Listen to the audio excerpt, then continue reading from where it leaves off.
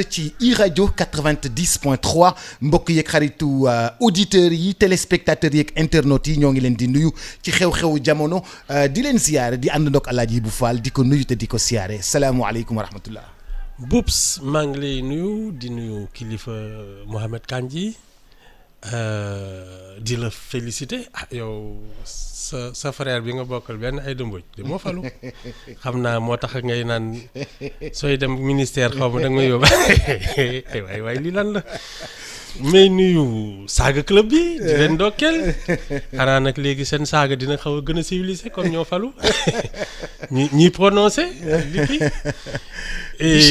di chichi ak yooyu léegi comme ñooy nguur ak bon muy nuyu auditeurs yeeg internautes yeeg téléspectateurs yi. Alaaji bu Fall di ndokkale le peuple sénégalais déjà oui. parce que waxoon nga ma ni le peuple sénégalais am nañu maturité waxoon nga ma ni am nañu tàmm nañu voté depuis 1848 depuis 1848 defe naa ñoo njëkk sax voté France. Non, et puis mieux que ça, tu sais que les Sénégalaises, les femmes, les Sénégalaises ont voté avant les Françaises. Nous, suñu jigéen ñi ñoo njëkk am droit de vote que les Françaises. Parce que ñoom parlement moo daan voté.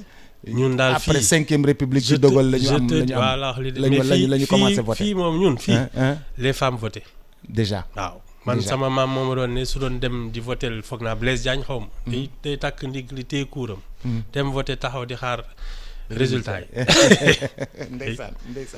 ndeysaan ñu gis le jour de l'élection sénégalais yi teel a xëy teel a dem ci urne yi def ni ñu ko defee woon 2000 ni ñu ko defee woon 2012 defee ko noonu aussi 2019 et puis sans bavure. non et puis waxtaan sax amul ci kii man fii centre bi ma kii nit ñi daal dañu ne tekk loolu mooy vraiment on va régler nos comptes je te dis les Sénégalais sont et c'est un moment important parce que tu exprimes ce que tu ressens profondément te jour boobu. li nga am sa xol ngay wax. maa la wax li jour boobu yow ak sa sëriñ ak président de la République ak agrégé de grammaire ak yooyu yëpp yow nga nekk un simple paysan boo xam ne daal waaw tu as du mal à joindre les deux bouts.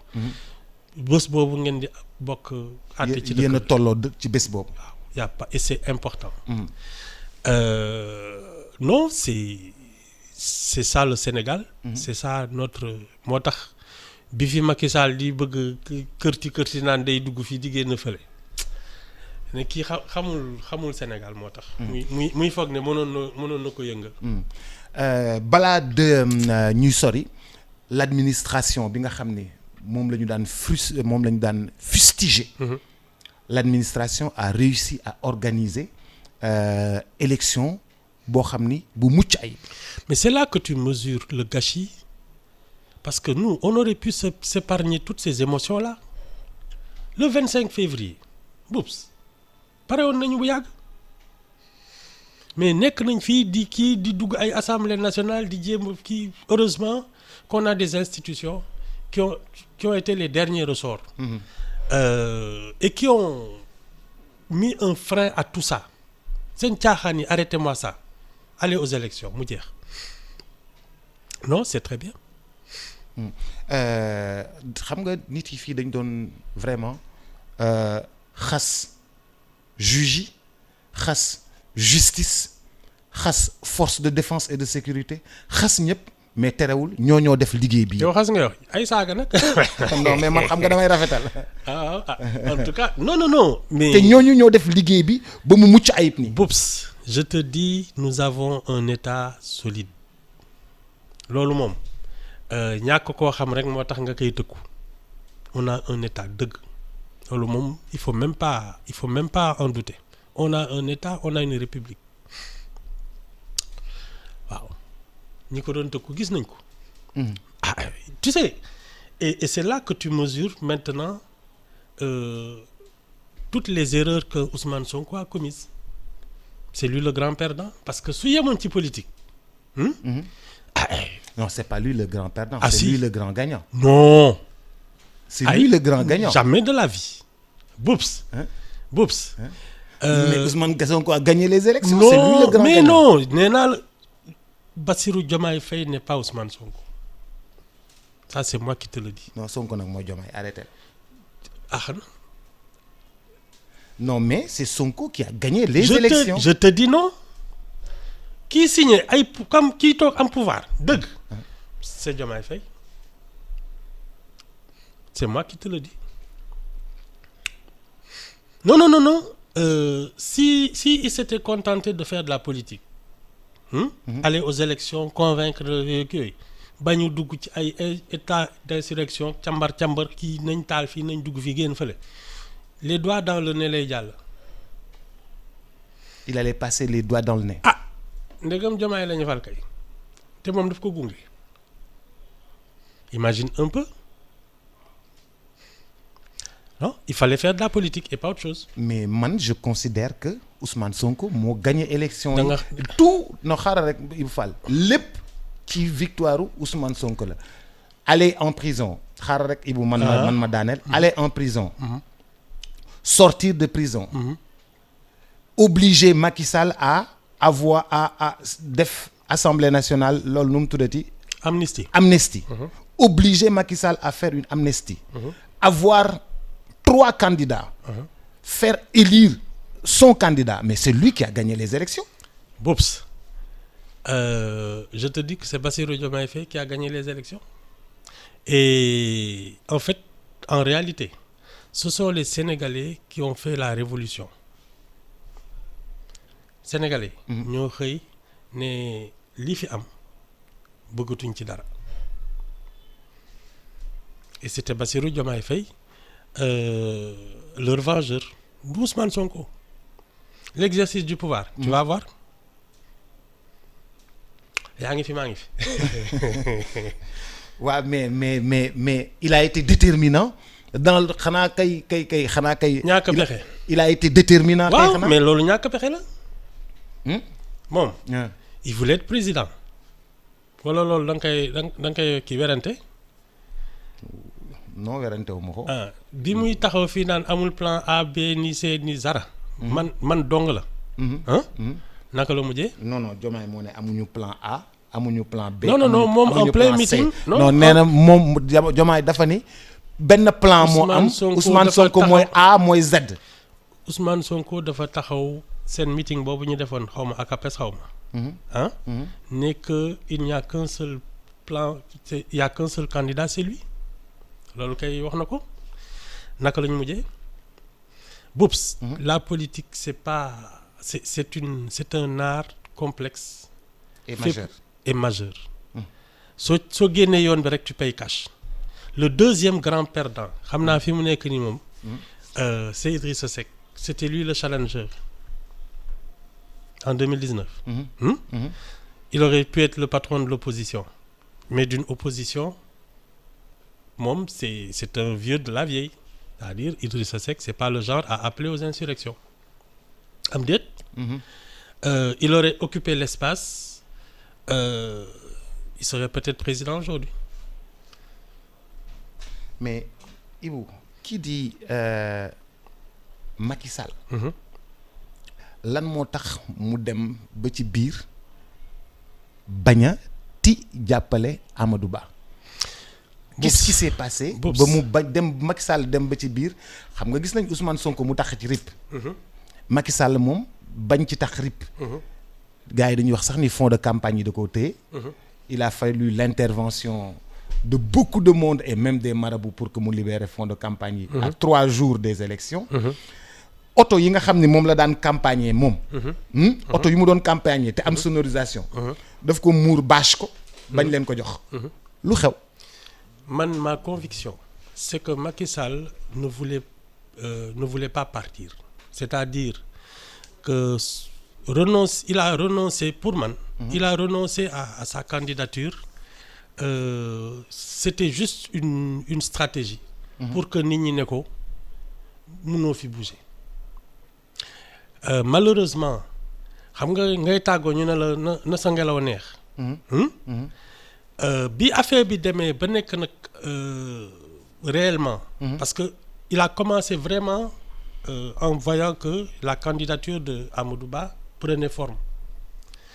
keroog ba liste bi génnee ca la commencé indi problème parce que moom soo ko seetloo maa ngi lay naan c'est ay affaire u PDS ak yi daf ko mbubboo rek il voulait arrêter le processus faire reprendre tout ça le temps que ñuy dem décembre il a écarté Amadou Ba soo génnee Sonko génnee nu mu tudd. Diomaye déedéet soo génnee Sonko ak permettre à Karim Wade et à Sonko d'être candidat il serait devenu un cas de force majeure nit ñi dañ koy ne yow rek yaa mën affronter ñi.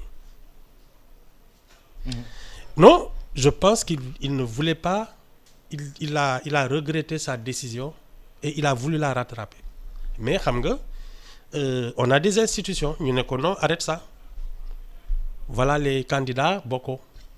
Oui, mais jusqu'à faire perdre son camp.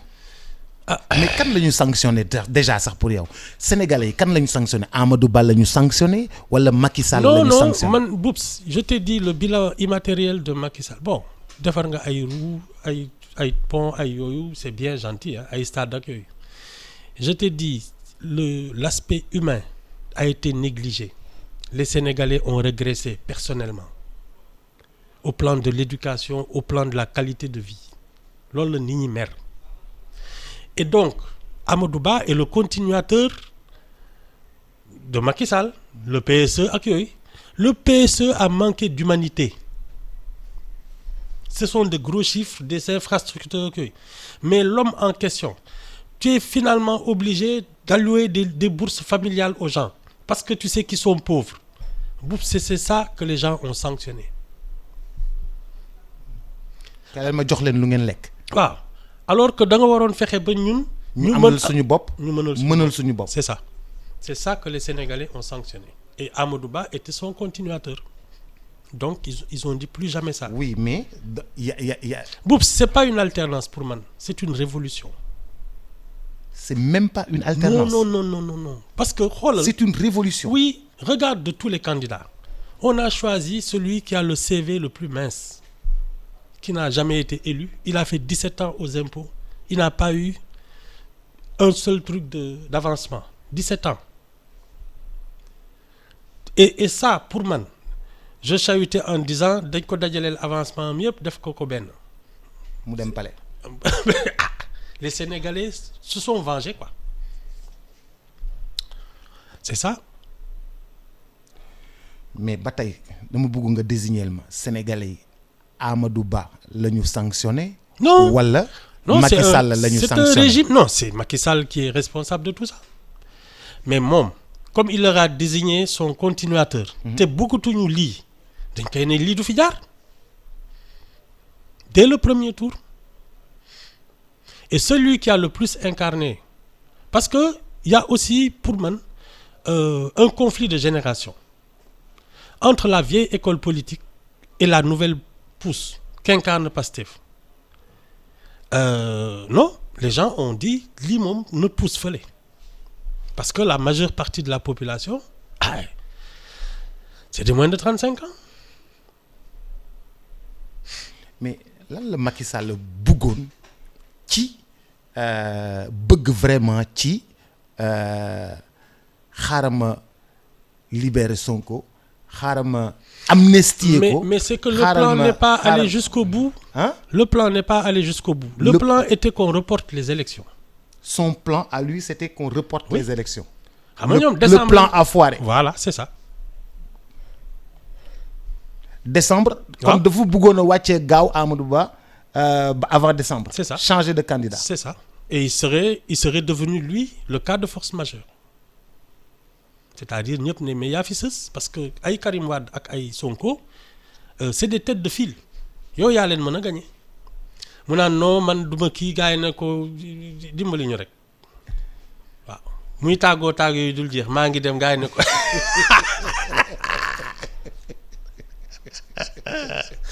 waay non bul sonn sax il voulait plus partir. bëggatul woon dem. Moi c'est la seule explication que je vois à tout ça moo tax mu bloquer tout le processus bëggatul woon dem leneen amu ci. waaye mais Ibou xam nga loolu loolu noonu amatul woon benn sens bi nga xamee ni moom affaire yi passé na. xam na ni mënatul dem. mais lu tax dimbaliwul kawam dimbaliwu leen. lan moo tax dimbaliwu leen dafa ñëkk loolu rek dafa ñëkk. et je pense qu'il y a cru jusqu'à la dernière minute. parce que ay cour suprême ak yooyu yëpp dem nañ fa. jusqu'à la dernière minute. non il y a cru c'est tout. mais comment se fait-il que il laisse tomber son camp. Bobs nit a mel noonu. non mais Ibou moo wax ni yow mënoo Ibou yow mënuloo ay nit 2008. gunge la. xeex ak yow. xeex ak Ablaye Wade. ànd ak yow nga falu. ñenn ñi nga dàq leen. nga gouverner ba léegi nga war a bàyyi sa ñooñ gouverner. nga ne duma jàppale samay ñooñ. tu sais ce que y a un proverbe c'est mon proverbe préféré. Il y a des services si grands qu'on ne peut les payer que par l'ingratitude. Il y a des services si grands qu'on ne peut les payer que par l'ingratitude. maanaam dañ lay defal teraanga joo xam ne gore di rek moo la nga koy mën a fayee.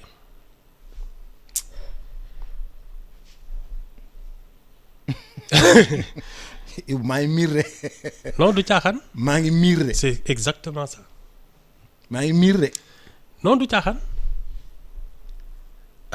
dañ lay defal teraanga joo xam ne mënoo ko fay nga ne kon. na ñëpp yàqule. waaw exactement ma gore di rek man am naa li may am ba pare. na ñëpp yàqule. c'est ça parce que mënoo ko fay. c'est ce qui s'est passé. ah c'est bien. ma jox ndox ma naan. ah oui dama woor non Ibou da ngay déconner nag. mais qu'est-ce qui expliquerait ça? Quelqu'un que tu as nommé ministre des Finances, ministre des Affaires étrangères, Premier ministre, tu le désignes comme ton successeur. Et il semble avoir la taille, la carrure pour ça. nga xëy bés ne non c'est plus lui. Parce que xam nga y a deux manières de léguer à la postérité. mooy nga bàyyi fi koo xam ne. da nga fexe ba ñu nomm la.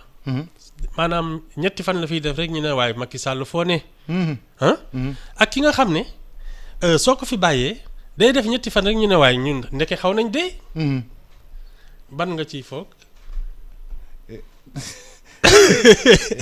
yow da nga yaakaaroon ni Amadou bu fa faloo. commencé liggéey rek. ah oui dañ naan ndekete Macky Sall xamul dara. ah oui ça j'en suis convaincu.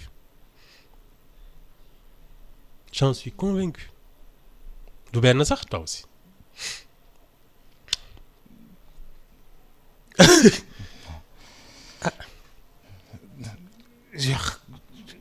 xawma j'ai pas compris.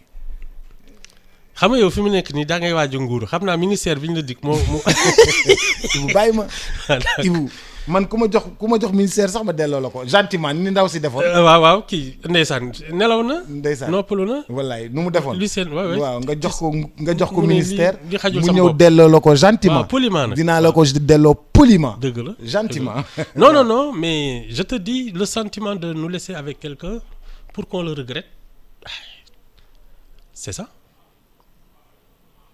mais nga teg fi koo xam ne dañu naan laay waaye yow ñun ndeke nekku ñoon ci dara ay yow kii yéex nañ koo fal sama gars yi yooyu la ñuy bañ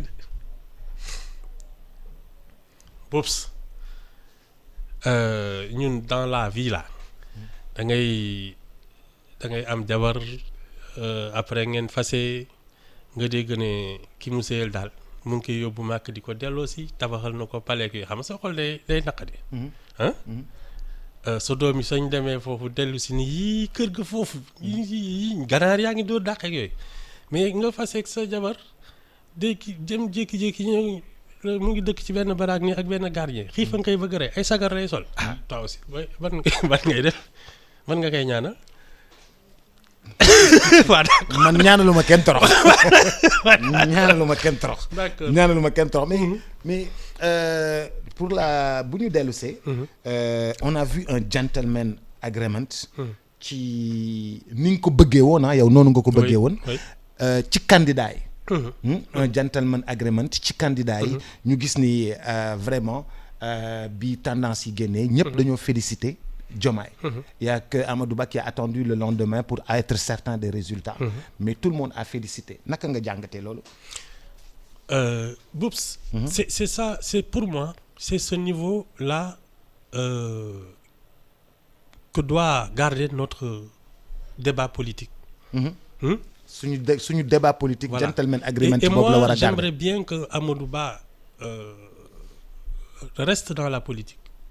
Ah oui. Parce que je trouve qu'il est élégant dans ce qu'il fait. jiiñ nañ ko fii lu ne génneel nañ ko fi ay kii j'ai pas entendu vraiment ay tontonte yooyu. Un Idrissa Seck est comme ça un peu. Bon, de temps en temps Il répond. Mais d'habitude quand il prend la parole c'est pour nous apporter des choses qu'on peut comprendre et qui sont du niveau de la politique. Loolu moo normal. Mais xaaxaar saaga ak yooyu vraiment non vraiment nous sommes un vieux pays de démocratie. dañoo yàgg élection dañoo yàgg am ay débats avec de vrais intellectuels. li fi jot a am les dernières années là franchement doy na.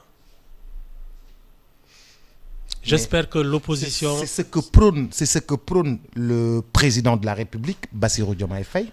C'est ce qu'il a prôné hier dans son discours. Oui, mais réconciliation nationale. Ouais. Nit ñi baalunte jàppante. Mais xam nga ça me fait rire. Parce que ñoom ñoo fi nekkoon surtout son leader. À l'époque. di saaga di naan dañuy di menacer. di wax yu kenn xamul. ñoom dañoo ko fi def. c'est-à-dire baalante bi. xanaa ñi ñu tooñ la ñuy baal. wala du loolu. dégguma. ñi ñu tooñ. waaw la ñuy baal ñi ñu saaga taal seen kër. ak yooyu. waaw ñooñu ñooy baalaate xam nga. ñoom dalu leen. waaw mais Ibou nag gannaaw ay jàmm. ah waaw c'est-à-dire que yow ñoom xëy na indi nañu ay. oui def non nañu ay non mais xam nga lan moo tu sais ce qu'il y a de malheureux dans cette affaire. c'est que ñoom suñu faluwuloon heure bi xëy na ñu ngi naan sàcc nañu taal nañu fii dugg fee génn na le bi ñu faloo ñu ne donc léegi kon dëkk bi na am jàmm je trouve que c'est un peu réducteur. Oui mais Ibou dans tous les cas. Boups oui. La politique est une affaire de gentleman. La politique. Oui, c'est une affaire de gentleman. Pas de coup sous la ceinture. Non, c'est l'élite qui doit faire de la politique. Pas de coup sous la ceinture. Non, jamais. Ay saaga ak ay wax yu ñaaw ak di inventer des trucs ak yooyu non ça c'est pas de la politique et ceux qui l'ont fait ont perdu parce que quoi qu'on dise Bassirou Diomaye Faye moi une fois la mësa dégg mooy bi muy wax ak magistrat yi ba ñu jàpp ko pour outrage à magistrat. Mais sinon c'est quelqu'un qui a un ton mesuré. Il a un ton mesuré. Waaw. Et bon tu me diras qu'il n'a pas fait beaucoup d'apparitions. Mais non mais ñoom seen gàngoor bi def nañ fi wax nañ fi lu ne. xañ nit ñi jàmm sur les réseaux sociaux saaga fenal nit ñi ak yooyu mais ñoom ñoo ko fi doon def. waa léegi maintenant waa qu'ils sont léegi waa installés léegi nag ñu ngi woote jàmm. waa léegi nag sañ nañoo baalu sañ nañoo woote jàmm. Boups man dama leen amnistier man. dama leen amnistier. ñii saaga ci réseau yeeg yëpp da nga leen amnistier. Bien sûr c'est rien du tout. Tu vas faire quoi avec ça. Oui mais quand on xam parle nga seen vocabulaire la. foofu lañ toll. waaw ñoom seen vocabulaire foofu la toll woon léegi nag ñu ngi jéem a commencer seet ndax comment avoir des postures d'homme d'état yooyu ay waay yi neex na. mais Ibou d'accord nga ak man que ni bu ñu xeexee ñun ñëpp suñu biir. ni waa Rwanda dañoo reyante daggante. Boups ba suulante ba deret ji bëri ba pare après nag ñu def réconciliation nationale. Boups ñun ñëpp ku nekk xam yaay kan. waaw Boups waaw xeex moo ñu warul. politique jarul loolu xeex moo ñu warul. Politique c'est élaborer un projet d'avenir convaincre les électeurs et administrer la cité. saaga ak xuloog xeex moo fi xajul ñoom ñoo ko fi def comme léegi am nañu leen neex nee nañu kon na jàmm am mais oui nit ñi jàmm rek la ñu mës a woote ñoom ñoo fi doon def yee ay fitna ba ñu leen di jàpp di leen tëj ak yooyu c'est tout non il faut pas qu'on ait la mémoire courte quand même ñoo ko fi doon def. waaw mais léegi loolu paase na. ah waaw xam nga bu paasee. ñun dañoo war a joxante loxo. xëy na ñu rappeler leen ko déjà rappeler leen ko mais on doit se donner tous la main. non tu sais on n'est pas obligé parce que nous sommes quand même nous sommes tous des Sénégalais. On n'est pas obligé de penser la même chose et de se faire des cadeaux. Mais nous sommes en démocratie et ça a des règles. Respecter son adversaire. Ne serait-ce que ça. C'est le minimum. Maintenant, bokkuñu ni ñuy xalaatee bokkuñu ni ñuy doxalee bokkuñu gis-gis. On n'est pas obligé de se fréquenter.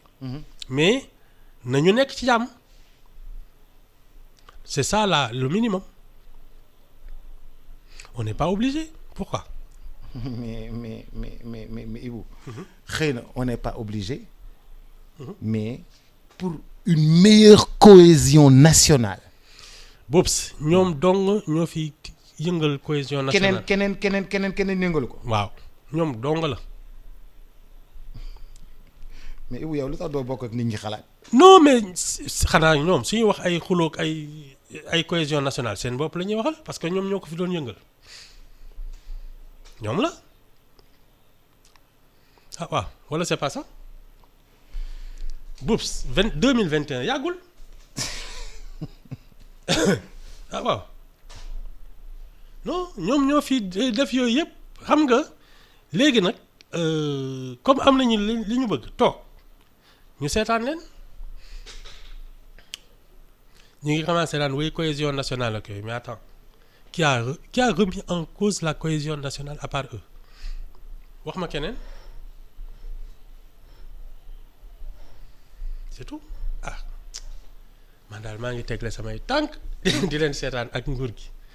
oui tu sais c'est comme dans tous les changements il va y avoir de nouveaux pauvres et de nouveaux riches c'est tout hein.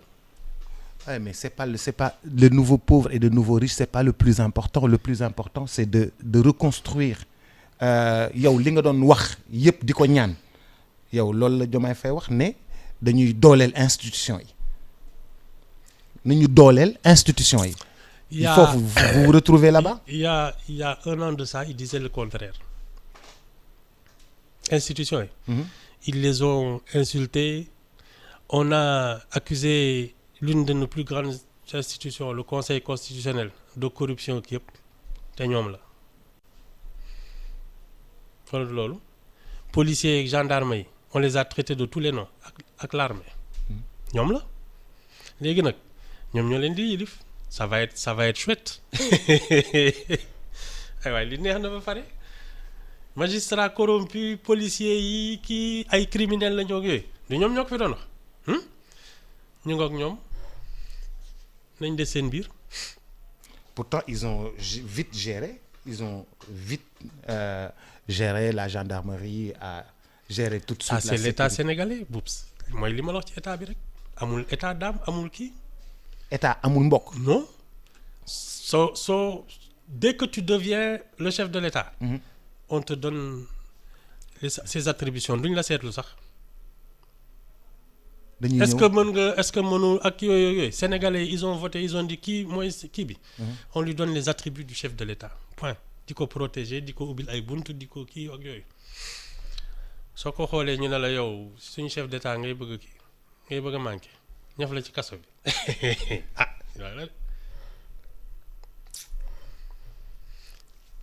c'est tout loolu dong la. waaw mais léegi Ibou. d'accord nga ni ñoom bëggatuñu loolu am ci réew mi. Boops. waaw ñoom dong ñoo fi saalitoon bëgg nguur. ñoom dong la jaraloon saalit wax nañ fi façon nit bu ne léegi ñu ngi nii am nañu tu sais li ñuy naan mar naan su la taxee naan putit. su robinet ubbee da ngay wéet. Il fallait rester gentleman. il fallait rester gentleman. Bon ñu jàll ci beneen xeex. ñoom dañu ne dañuy xeex système bi. Le système bi daanu na nee nañu. xaaral rek ma daaneel. système bi daanu na. mais dama gis ñi newoon ci système bi yëpp. ñu newoon ci système bi ci Abdou Diouf newoon ci système bi ci Abdoulaye Wade. newoon ci système bi. ci Macky Sall. ñi ngi ci ñoom. mais Boubs c'est même man ça m'amuse tout le temps su ma déggee ñu naan dañuy ñoom seen bopp inspecteur des impôts tu es un des piliers du système jàng nga école ba dugg dans la fonction publique tu es un pilier du système xam nga lan mooy dëgg et je trouve que peut-être que c'est ça aussi leur frustration parce que normalement quelqu'un qui fait 17 ans dans un service il doit avoir de l'avancement. Ça peut expliquer la frustration parce qu'il y en a qui ont gravi des échelons en 17 ans. Peut-être que ça c'est un problème parce que les nominations à la tête du client ça peut en éliminer beaucoup qui peuvent être compétents et donc je comprends que mais le système c'est pas tu peux pas faire pire qu'aller à une élection et la remporter. C'est le système qui te permet ça. Non, wax jee bare rek, c'est-à-dire ils ont voulu, voilà. Ils nous ont vendu du vent et on a acheté. On a acheté du vent à 58%. Mais alors lii de suñu tolluwaay la ñu ñoo fi toll de. mais kon da nga bëggoon ne Ibou mais ñi bokkoon ci système bi yëpp ñoom ñu ngi ci système bi ñëpp ñëw nañu. mais je te dis xam nga bii ñu ils ont senti le vent kii ci lañ ko wëree maa ngi la koy wax les vautours là. ñoo ngoog ils vont se partager le butin. C'est comme ça c'est la loi aussi des vainqueurs.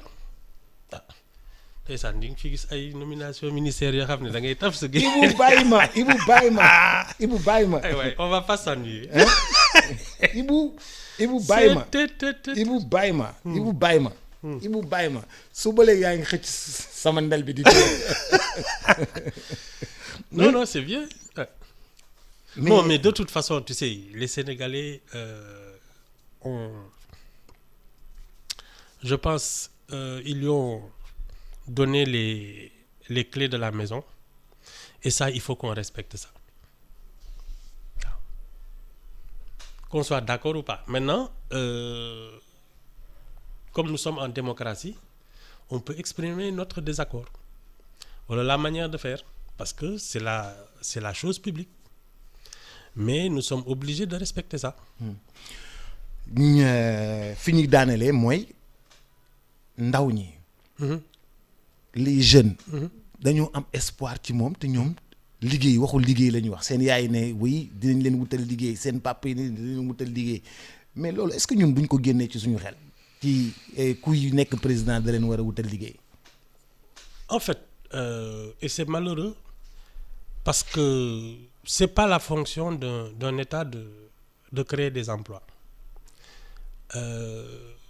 L'administration a des besoins. Et recrute en fonction des besoins. xam nga. suñu soxlaa ay préfet ay yooyu. tu passes un concours tu entres dans la fonction publique. ak yooyu loolu moom ça c'est normal. mais ñoom liñ ñu amel mooy ñu fexe ba yow soo nekkee baykat. ñu yombalal la ko ba saa yoo toute l'année da ngay bay di dund. soo nekkee menuisier tu es installé et tu gagnes ta vie confortablement parce que tu es protégé. Le mobilier état bi buy jënd meuble mu jënd ko ci meuble menuisier. Interdire l'importation des meubles en sachant que les menuisiers sénégalais sont capables de le faire. C'est ça un État. Protéger ses citoyens et les mettre dans des conditions d'exprimer leur génie. Mais pour ça il faut construire le citoyen, c'est-à-dire quelqu'un qui connaît les règles de la démocratie, qui respecte la République, qui connaît sa place dans la société et qui a une compétence. Ça, c'est du boulot. Comme ils ont 5 ans pour ça, aïcha. seetaan rek. mais Ibou ces jeunes là. ah naka la ñu mën a dugalee seen bopp ni ñoom kenn waru leen jox liggéey ñoom ñoo war a wutal seen bopp kenn waru leen ko jox. ça c'est de l'éducation c'est de l'instruction ci njàngale mi ak ci yar bi la. Il y a une part des parents. Et il y a une part de l'éducation nationale. Et de l'enseignement. loolu rek la c'est de l'éducation c'est pas autre chose. oui mais le leadership qu'il prône le leadership bi ñuy kiiwee war nañoo mën a yee xale yi ñu yeewu léegi ne du diw du Macky Sall joxu leen liggéey Ablaye Wade joxu leen liggéey du Diomaye moo leen di jox liggéey dañoo war a góorgóorlul seen bopp. yow da nga yaakaarul ci Diomaye. non du loolu. du loolu. xaaral ma boole la ak moom. da nga bëgg a jaxase quoi. non mais c'est vrai Ibou moi je sincèrement. Pour moi les gens doivent arrêter d'attendre du boulot. de l'État. non moom état lu mu yor sax. mais nit ñaa ngi fii pendant 15 ans ñu ngi daw ci fonction publique pour dugg ci biir. waaw mais tu sais. te yor seeni diplôme. tu sais man ni ma ko gisee c'est qu'il faut payer le travail. Tu sais. Le travail doit être rémunéré. Oui, et nous sommes une société à majorité rurale. Si tu veux que les gens arrêtent d'être des laveurs de voitures ak di kii il faut payer leur travail, c'est-à-dire soutenir le prix aux producteurs. ñii dinañ bàyyi loolu yëpp dem bay. Oui, mais Ibou xam nga ñii. ça c'est le minimum. nit ñi ni ñu ñamee Ndakaaru kenn dootul dellu fenn di bay. Ibou loolu moom il faut nga trouver beneen solution. fii ni ñu ñamee Ndakaaru. non xam nga Ibou. Boubs xaaral ma wax la man damaa xam village. nga dëkk village. yeewu amul benn activité da ngeen di toog di naan ataaya ba ngoon bu bay bi passé. d'accord. c'est ça nga ñëw Dakar waa xaaral ma wax la nga ñëw Dakar. tu gagnes au moins 10 000 francs par jour en lavant des voitures. Ou en faisant du tchak-tchak. D'accord? Tu gagnes 10 000 francs par jour. Ça te fait 300 000 francs l'année. Moi, je ne vais pas retourner au village. 300 000 francs le mois, je ne vais pas retourner au village. Boubs, tu as 1 hectare. L'État décide de fixer le prix de l'arachide à 1 000 francs. Le prix du mil, du maïs et même du riz, parce que nous avons fait à 1 000 francs. Tu fais 10 tonnes dans l'année. Tu as 10 millions. ci benn bu nekk. benn hectare bu nekk. waaw. Ça veut dire que tu gagnes à peu près, disons-le comme ça, 800 ou 900 000 francs par mois. Tu choisis quoi? 300 000 à laver des voitures et 900 000 à. Oui. à cultiver la terre. xam nga cultiver la terre dafa bëri aléa. dafa bëri aléa. non Ibou nit ñi nekk Ndakaaru moo leen gënal nekk village. non mais c'est là que tout commence parce que le gars qui gagne bien sa vie. Il va construire en dur. Il va s'équiper confortablement. Et il aura une qualité de vie supérieure à être ici à Dakar ngeen dajale ci benn néeg. Il y a de la place dans le monde rural. Tu gagnes tous les ans au moins 10 à 20 millions. Boubs di nga tabax sa kër bu yaa. di lekk normalement. di dund normalement di sol lu baax ak yooyu. parce que là yaa koy defal sa bopp. Ce que tu peux faire avec 900 000 ou 1 million par mois. C'est différent de ce que tu fais avec 300 000 par mois. D'accord, mais Ibou leadership bi Sonko yore leadership bi Diomaye yore. nuñ ko mën a canaliser vers la jeunesse. loolu de sama yoon nekku ci. non ils ont pris des engagements. Ils ont un projet. nañ leen déglu rek. Oui, mais moi je vais au-delà du projet. ñoom xam nga yow da nga may wax l'humain. waaw l'humain. oui. naka lañu leen mën a taxawoo. Éducation. Il n'y a pas autre chose, c'est l'éducation. Et pour avoir cet esprit de l'éducation, il faut d'abord être bien éduqué. De loolu. Éducation rek. Il n'y a pas autre chose. suba daañu yeggali. ah waaw fekk xale bi ñëw. waaw fekk Mouhamadou Kandji ñëw. su ma tàncee nag moom damay dem Koki. non lu leer laa la wax. non fi njaga ñaaw fi xew de. nga dëgg de. waaw damay dem njaga ñaaw. léegi de mooy chef lieu de la République. chef lieu de la République. maa ngi lay gërëm bu baax a baax di la sant ba suba ak jàmm incha allah mais bu nag nañu juboo nañ joxante loxo y a eu des erreurs partout nañ juboo rek jox ma sa loxo rek. maa kan yow musuñ jotee. non ñëpp réew mi ñëpp ku nekk nga dendal. non Diomaye nee na ku nekk nga dendal na nga ko jox loxo jox ma sa loxo rek. Boubs il n'a pas encore prêté serment man du mënaguma jox compte bàyyi ba mu prêter serment. y a eu des erreurs du côté gouvernement. y a eu des erreurs. C'est eux qui doivent demander pardon.